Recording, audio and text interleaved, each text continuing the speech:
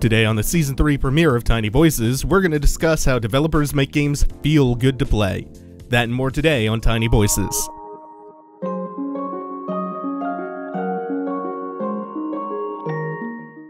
What does it mean when someone says a game feels good? When someone says a jump is floaty or sticky, or hitting something has a crunchy feel to it?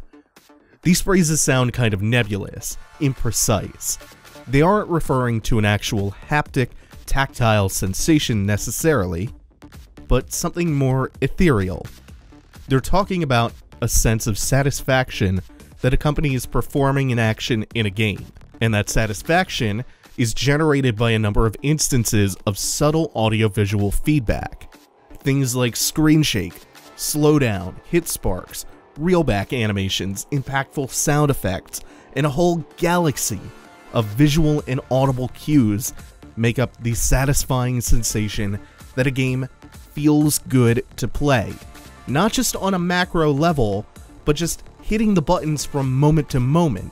That feels good if the game feel is right. That word, game feel, is a term that was popularized by game designer Steve Swink in his book of the same name.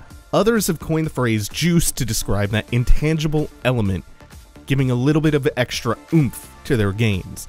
And another popular YouTube critic, Errant Signal, has tried to coin the phrase kinesthetics, or kinesthetically pleasing. Nikolai Berbachev gave a talk at GDC Europe in 2015 on the topic of game feel, and he pointed out that the feeling that the term describes is not uniquely applicable to games.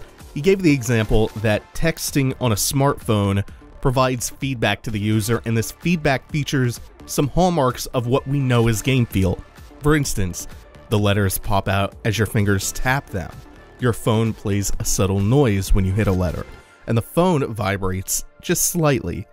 All of these bits of feedback make the experience of texting more enjoyable and more functional for the user by immediately conveying that the input has correctly registered. This is part of why Errant Signal argues for why game feel is a misnomer, as it's a crucial element of games, but not exclusive to games. Still, game feel is the term that is endured and that we're kind of stuck with, regardless of how clunky it may or may not be. And again, it describes all of the bits of feedback built into games that aim to foster and enhance the perception of control over the games that we play. Good game feel can allow us to enjoy simply pressing the buttons absent of any greater goals. Just controlling the character can be rewarding in and of itself. Playing as Lady in Devil May Cry 4, I can amuse myself by just rocket jumping all over the place because that simple, repetitive act alone feels satisfying in its own right. And that isn't by accident. The punchy sound effect of the rocket jump, the split-second midair freeze right before the second jump comes out, and my favorite flourish of all, the shockwave that ripples out from the spot where you initiate the double jump. All of these enhance the satisfaction of simply pressing the button. It makes that lone act fun to do. Another instance of game feel that always stands out to me, something that I absolutely adore, are the stomach-churning falls in the first Mirror's Edge when you tumble off of a skyscraper to your death. As you fall, Fate's descent slowly picks up momentum, which more realistically mirrors reaching terminal velocity. The music softens just briefly so that you can hear her labored, panicked breathing. And as you pick up speed, there's a deafening whooshing noise, which is later accompanied by this frightening, distorted horn. The screen shaking intensifies over time, and eventually your vision completely blurs, before finally ending with a sickening sounding crunch. It is a pitch-perfect way of conveying the terrifying sensation of falling to your death. And none of that is mechanically necessary. The game and its fail state function as is without all of those flourishes. They emphasize the frightful experience of falling and failing. Bad game feel, on the other hand, pulls you out of the experience and highlights the disconnect between your hands tapping away on a keyboard or the controller and the actions that your character is performing. I'm going to use Deadly Premonition as an example here. Now, I love Deadly Premonition for a number of reasons, I genuinely do, but not for the shooting, because shooting the gun in Deadly Premonition feels all too limp. Your only feedback is a small spattering of blood when an enemy is shot. There's no screen shake, there's no noticeable kickback from discharging the weapon. Enemies barely react to being hit. And on top of that, the sounds of the guns are puny. It's dreary and lifeless. There's a lot that goes into making a game feel good though. Developers can put an enormous amount of time and thought into making each level of their game satisfying. It's not a simple task whatsoever. Shigeru Miyamoto is famous for designing his games in what he called his garden. He would start with just a character and what amounted to a box, and would implement the animations for that character before anything else. Miyamoto would spend months tweaking and fine-tuning every aspect of his character's basic actions, the ones that you would be repeating most often throughout the game, before actually designing the rest of the game around it that the character would fit into. Taking Mario 64 for instance, he spent months tweaking every facet of Mario's jump states, his wall kicks, the inertia of his running, all of this, all in this garden, before any other work on Mario 64 began. Steve Swink, who we mentioned earlier, has attempted to quantify game feel by laying out 6 pillars, which are as follows: input, response, context, polish, metaphor, and rules. To expand on that, input is literally just the input device, the controller, the mouse and keyboard. We all have controller preferences, right? Things that feel best to us. A non-trivial part of why I prefer arcade sticks for fighting games and a mechanical keyboard for PC games is actually the tactile nature of those devices. As an extension, rumble motors are an actual haptic feedback tool which improve game feel sometimes. Response can not only encompass input delay, which can make a game feel sluggish and unresponsive, but Swink elegantly draws a comparison between Mario Bros. And Donkey Kong, in which one of these games uses simple digital inputs, but by holding the buttons down, you can run for longer sprints of time, and Mario's inertia will increase as you hold the button down, as you run forward.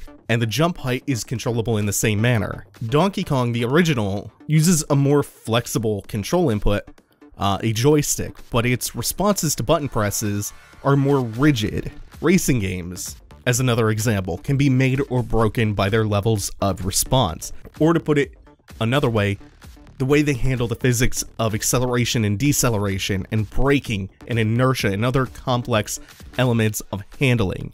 It's why Lester the Unlikely feels so profoundly bad to play. The inertia seems to be all wrong, the startup animations are glacial.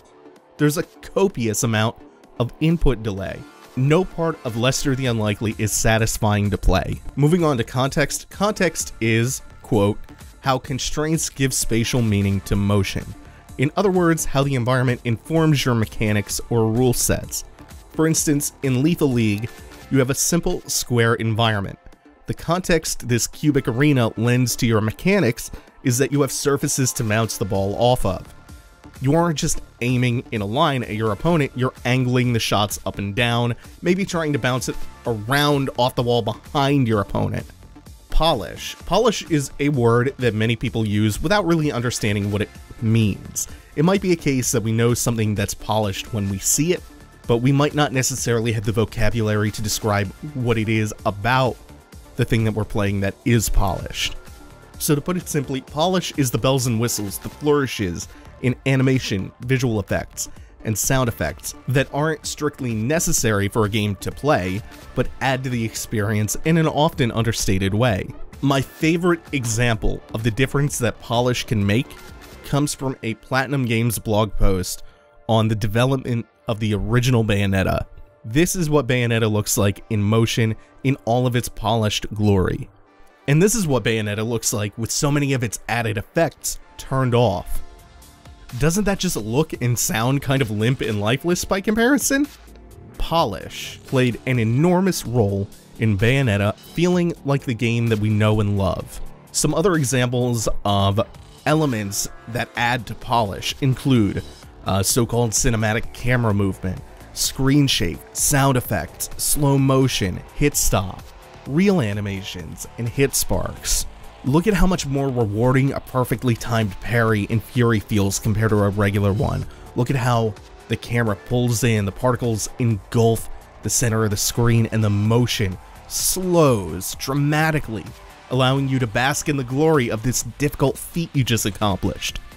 In Lethal League, look at how the UI reflects the increasing velocity of the ball as you volley it, and listen to the incredibly satisfying metallic clinks, the sounds of impact accompanying striking the ball, booming and ramping up in intensity the more successful volleys you complete in a row, until it's swelling to a crescendo that sounds like a bomb dropping every time you hit it back and forth, until you're hitting volleys that are moving so fast that simply returning them creates shockwaves. Look how intensely the screen shakes in proportion to the velocity of the ball you're hitting. In Street Fighter V, not only do hit sparks explode out of a character when they take damage, they reel back in a visceral way. They reel and they spin even more intensely when hit with a crush counter. And you can hear this distinct booming noise for that special crush counter state that is unique to it. And it's accompanied by this faint sound of a clock ticking. All of these things emphasize the severity of the impact. And not only are the characters reacting to being hit, look as Ryo takes a hit from Nikali here. The wine bottles in the back of the stage bounce and clink around with the impact. Watch how the camera sways and swoops for a cinematic critical art, and how meaty these hits feel due to the mix of sound and visual effect design. Finally, one of the biggest and yet most subtle effects lending a sense of violent impact to these shots is the use of something called hit stop. Notice how when a hit lands, or even during a block, the characters freeze momentarily. All action stops for just frames at a time. You barely notice it, but it's conveying impact by giving you a split second to appreciate the hits, and better yet, each strength of button, each strength of hit, light, medium, and hard, results in different amounts of hit stop. These are all superb examples of how much of a difference polish can make in elevating the feel of a game.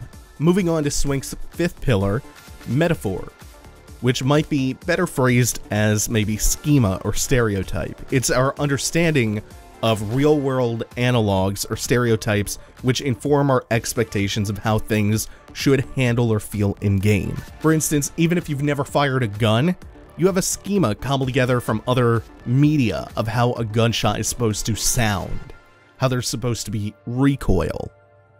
So you have an expectation for how firing a gun in a game is supposed to feel.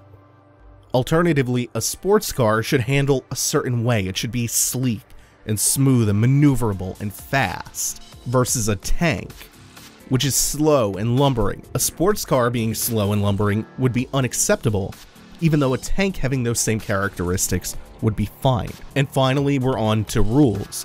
Rules are less about the immediate feel or feedback and more about higher order challenges and how they inform the game feel. If your game's dash feels really good moment to moment, like in Mega Man X, that's great, but you're going to spend the entire game dashing. So does that dash mechanic hold up mechanically to more complex challenges? Does it allow for deeper challenges to be built around it? In the case of Mega Man X, yes, that's kind of why Mega Man X is one of the greatest of all time. It's a core mechanic that feels good immediately and continues to be a solid foundation to build the platforming parts of the game around. Now, other designers have a less systematic approach than Swink, but they understand the importance of game feel nonetheless. To go back to Nikolai's GDC talk titled Game Feel, Why Your Death Animation Sucks, he layered all of the disparate elements of game feel for the death animations alone in his game Move or Die. And he did this live on stage. He added those elements into a live playable demo one by one. His game's death animations started out looking like this. Go!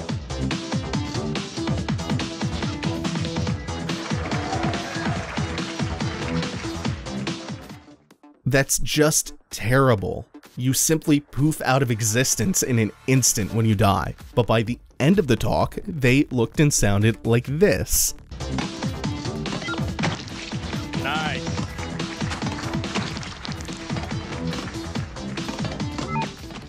Nikolai went through every step in between, starting with the fade out animation that was added, the movement sound effects, and a combination of multiple sound effects that play on death, including a big and small impact noise, a squishy sound. He later then added the death paint, quote unquote, which splatters on the ground at the point of death. He added splashy particle effects to the death animation, and he finished up by adding a slight screen shake, some chromatic aberration, a shockwave ripple, and a line of code to tell the controller to rumble. Those are all of the disparate elements that went into one single aspect of Move or Die's death animations feeling, ironically, alive. Another game that I think is one of the kings of game feel is Super Time Force.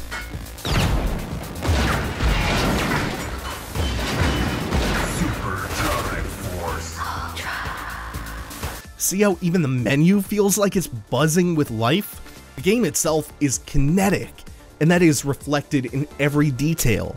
The more explosive guns sound like hydrogen bombs exploding. Everything has a contextually appropriate effect. The screen shakes with every impact. Death explosions are bombastic. It's a pleasure to play, and without all of those individual details, it would feel kind of lethargic. But instead, it crackles with energy, and that energy is doubled down on when you rewind through the level and time and do things over while phantoms of past characters layer in the visual chaos. It's a consummate example of game feel elevating the experience of play.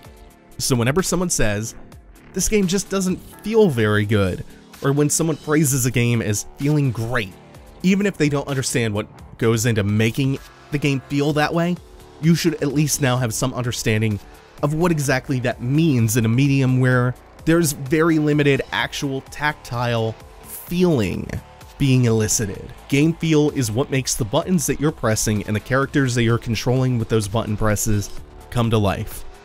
And it takes a tremendous amount of time and effort and thought into making games feel good. That's it for this episode of Tiny Voices. Hope you'll join me next week for a discussion of high-level conditioning and decision-making in fighting games. That and more next week on Tiny Voices. Thanks for watching, everyone. Take it easy. Have a good one.